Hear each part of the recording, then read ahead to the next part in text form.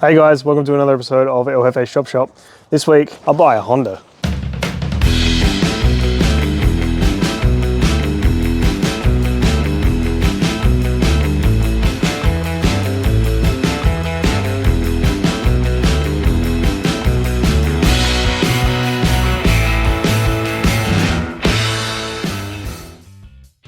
So today we're going to try and pull a motor out of a Honda Accord and keep it all running, basically what I did with the CRV, and just strip everything on the car and keep the engine and gearbox and everything together, try and keep it as running as possible.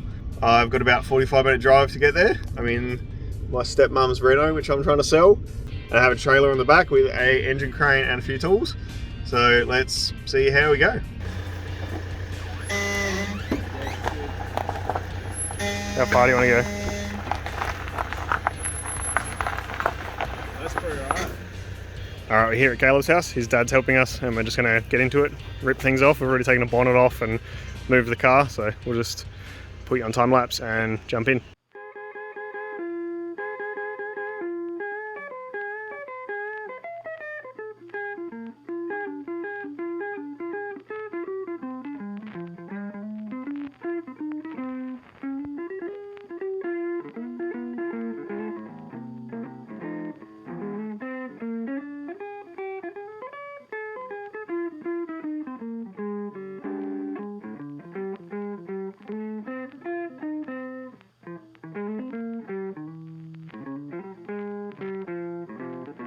Alright, we're getting there, stripping things apart. Most of the interior's out. Just trying to get up on jack stands now to get the side skirt off on that side, then we can get the guard off.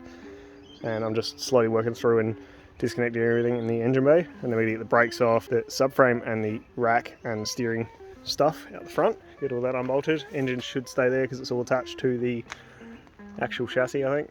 And then should be able to be left with just what we need.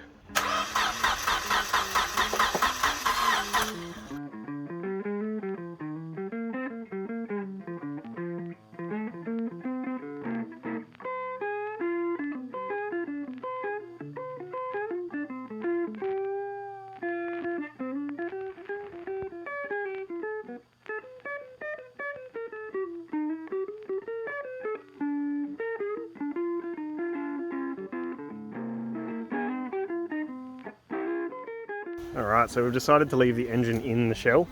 So we're just going to take everything else off the shell so that whoever wants this engine can take the engine, gearbox, wiring loom, everything to make the car run and drive. They can take the whole shell and cut it when they please. So we're just going to get 2 doors off, which should be pretty quick. We've got a little bit more stuff in the back, just seat belts, and then jump underneath, get the exhaust off for him, the rear brakes, rear wheels, and whatever else is underneath there. Just trying to get the steering rack out, but it's very buried. Same with the sway bar.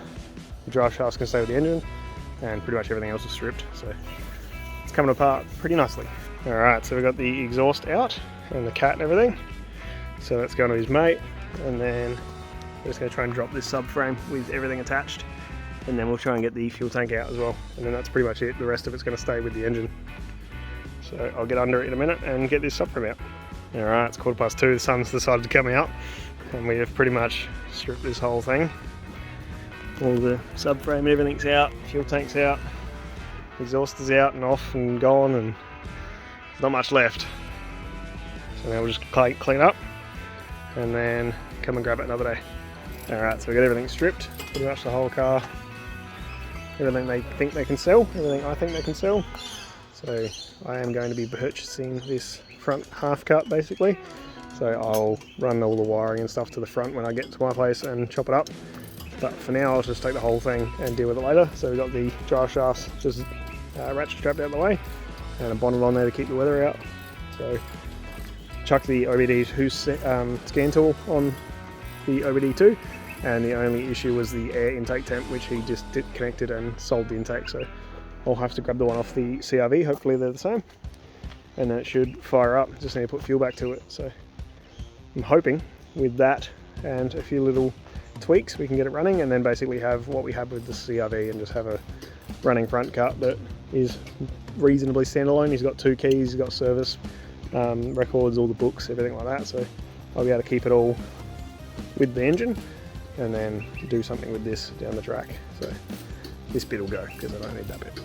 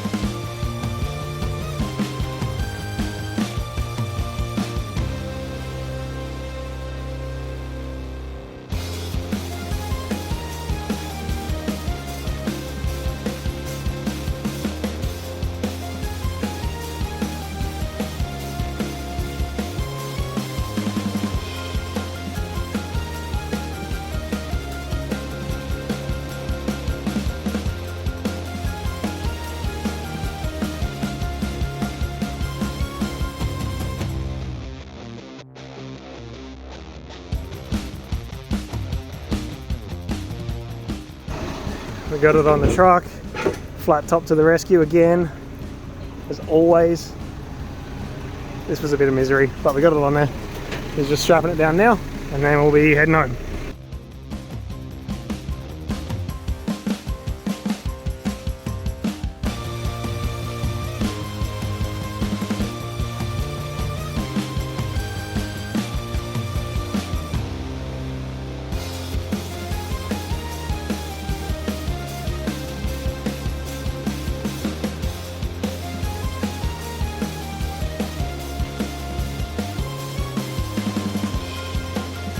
Alright, I finally have time to try and dive into this thing. So what I've done is grabbed the intake off of the CRV, so I'm hoping this sensor is the same, which will hopefully let this thing fire up. If that works, then I can cut it up and I'll be happy to put it away and store it. I'll just try and get a second intake. If it doesn't work, I'll have to dig a bit deeper. So I'll chuck you on time lapse and we'll get this thing uncovered and try and see if this sensor fixes the starting issue. Alright, so we've had a lot of rain, but luckily the tarp kept all of it out. So now I'm going to chuck the intake back on here. I've got a few sensors to plug back in that we disconnected from, I think, the back. So I'll try and get the intake back on, get those sensors plugged back in, and then try and start this thing. And if it does start, I might actually see if it goes into gear. Maybe try and turn the, take the clutch out and let the axles turn, but they're not actually supported by anything, so they're just sort of sitting there. So we'll see how we go. But I will try and get this thing fired up and we'll go from there. Alright, so when I bought this car, I actually got a few spares. So these are from the intake originally, so I'm not sure which end is what or where these actually go. I also got 2 keys and all of the logbooks, which is awesome. So this is the plug that we're hoping to match up. So I'm really hoping that that intake sensor matches up with this guy, and then the rest of the stuff can probably just have a vacuum leak for now. But we'll sort that out later. So I'll go grab the intake and see if it fits on here and plugs into this guy. So I think I said before, this is off the CRV, which has a K24A1. This is a K24A3, which is the VTEC one. They all say iVTEC on them, but this one actually has proper VTEC. So I will chuck this guy in and fingers crossed it all lines up. Well, it plugs in, so that's a great start. It actually lines up with a bunch of stuff, but because the Civic is a different shape to the CRV, obviously there's a bunch of stuff in the way. But a lot of the actual hoses would plug straight in, which is pretty cool. So if you were to put this engine in your CRV, chances are your stock intake would line up. So I'll ignore these for now, I'll chuck a battery in and we'll try and get this thing fired up. Shout out to my dad for giving me this battery. It was a second-hand one from his boat and it's been absolutely detrimental to me getting anything started and working. Good battery, really expensive battery. So I'm gonna go grab the OBD2 scanner before I try and start this thing, and we'll plug it in, fire it all up, and see if it has any errors, and then we'll try and start the car after that. Alright, so there's a bunch of pipes that I haven't hooked up. We've got a second O2 sensor that I haven't plugged in, and we've got 2 rear wheel speed sensors which haven't been plugged in. So we'll ignore all that for now.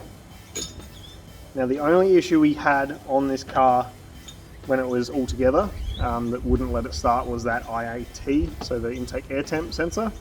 A lot of cars will just default to a like a worst case scenario for that sensor, but if they're not reading at all, some cars won't start, this one being one of them.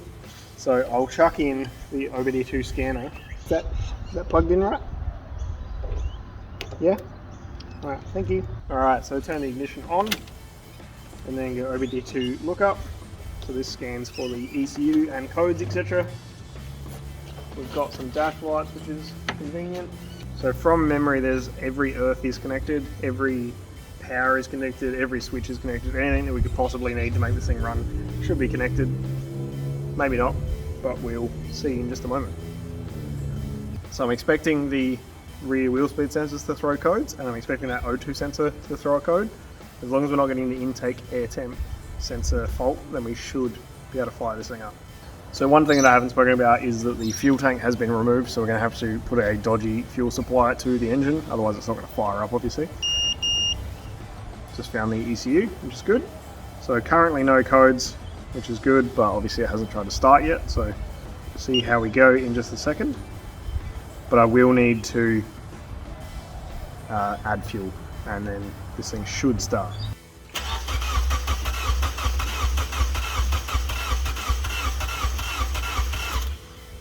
So it's not showing any codes. I've tried to crank the engine over. It seems pretty happy. So the other way of doing this is to go to the data, view the complete data set, and then go down to the intake air temp and see what it's reading. So originally I wasn't getting a reading, so that's obviously not good. And this time I am getting a reading, which is 19 degrees, which is not right because it is very cold. But it is getting a reading, which is good. So I think if we put some fuel to this thing, it should start. Alright, so I've got my trusty second-hand fuel pump. I've got my trusty little Milwaukee battery adapter here. So I'm hoping I can just plug this into the original fuel lines and be on our way, but I'm not 100% sure how they're set up. So I'll jump in, have a look. Hopefully it all lines up. Alright, so a lot of the fuel system from the back seems to be cut, which I remember doing that when we took the fuel tank out. So what I'm going to do instead is cut the fuel line up the front here and then plug it straight into the fuel pump. It's going to make it a little bit awkward, but I'll do that first. And then this system isn't a return system, so it's just a deadhead single feed in. There's no fuel return from here anyway. There's probably a regulator somewhere back there. So what I'm going to do is try and cut that back in there, give me enough length to hook up to this guy, and then I'll get a small jug with some fuel in it and we should be pretty close. Alright, so I'm back with my fuel system. So we've got some hose cutters to cut off back there. We've got a small jug for my fuel tank and a screwdriver to undo the hose clamps. So let's set this up. Smells like fuel, so that's a good start.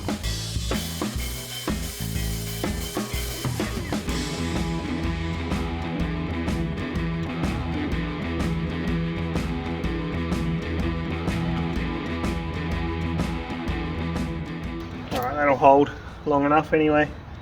Let's see if this squirts everywhere if we have a bit of success. Fuel pump's pretty loud, but I can't remember if it's that loud normally. Alright, so I'll go turn the ignition on and see if this works.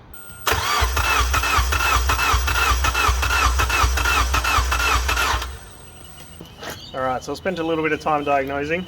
This is the fuel line that I've connected up with the fuel pump and everything. And if I plug it into power, that should be squirting the camera, but it's not working. So I'll try and back bleed this and then try again. Welcome to El Jefe's Shop Shop, where we make fire hazards. So I've cut the lid off the bottle, dropped the whole fuel pump in the fuel, and now it's actually pumping. So I'll try and plug all this back together and we'll try again. Hopefully I don't spill this everywhere or set everything on fire.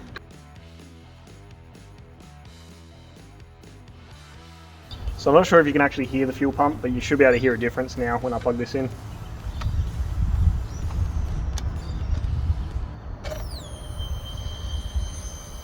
Oh look, it's actually doing something. That's nice. And it's not squirting everywhere. Alright, let's try and start this thing.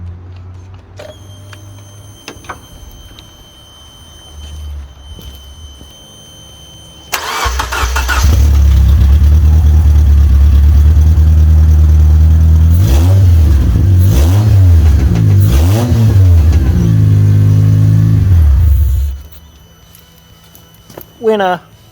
Alright, so it's spat cooling everywhere, which was pretty expected. The fuel system's obviously ghetto. The rest of it's pretty happy, so it's all it needed was that intake air temp. So now what I want to do is cut this thing up and then move it into storage or in the shed or wherever, But for now, I'll just leave it where it is. I might check those drive shafts, see if it goes in gear, and then I'll leave it for today, and I'll chop it up another day.